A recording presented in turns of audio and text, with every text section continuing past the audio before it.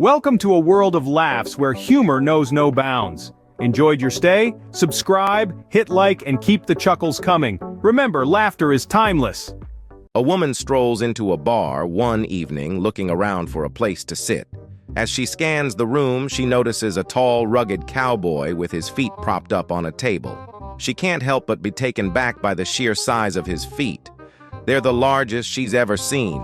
Intrigued and feeling a little mischievous, the woman decides to approach the cowboy. She sayers up to him, leans in close, and Quilly asks if what they say about man with big feet is really true. The cowboy smirks, tipping his hat back, and replies, "Sure is, ma'am. Why don't you come on back to my place tonight, and I'll be more than happy to prove it to you."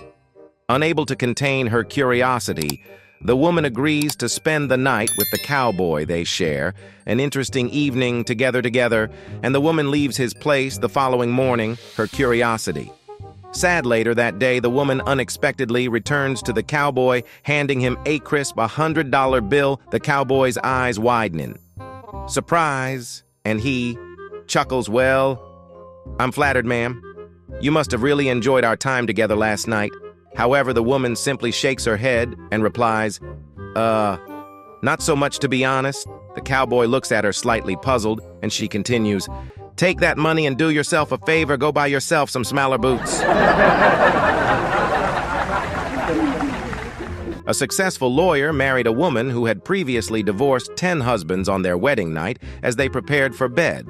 She turned to her new husband with a nervous smile and said, "Please be gentle with me. I'm still a virgin." What the groom replied, utterly perplexed, "How can that be, if you've been married 10 times already?" She took a deep breath and began to explain her unique history. "Well, you see, husband number 1 was a sales representative. He was always enthusiastic and kept telling me how amazing it would be, but never followed through. Husband number 2 worked in software services. He was never really sure how it was supposed to function, but he promised he would investigate it and get back to me. He never did. Husband number 3 was from field services. He said everything checked up diagnostically, but he just couldn't seem to get the system running. Husband number 4 was in telemarketing. Even though he knew he had secured the order, he couldn't figure out when he would be able to deliver on it.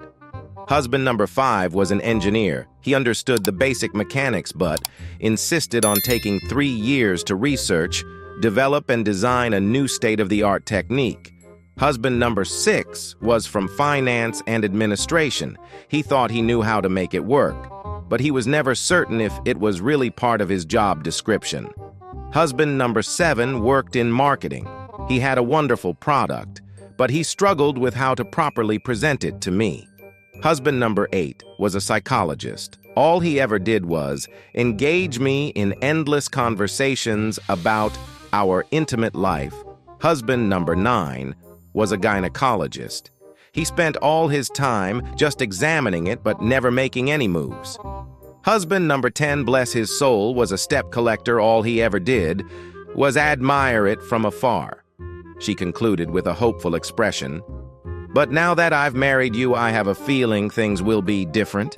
The new husband smiled confidently and asked, "Why do you say that? Because you're a lawyer this time. I know for certain I'm going to get thoroughly and expertly screwed."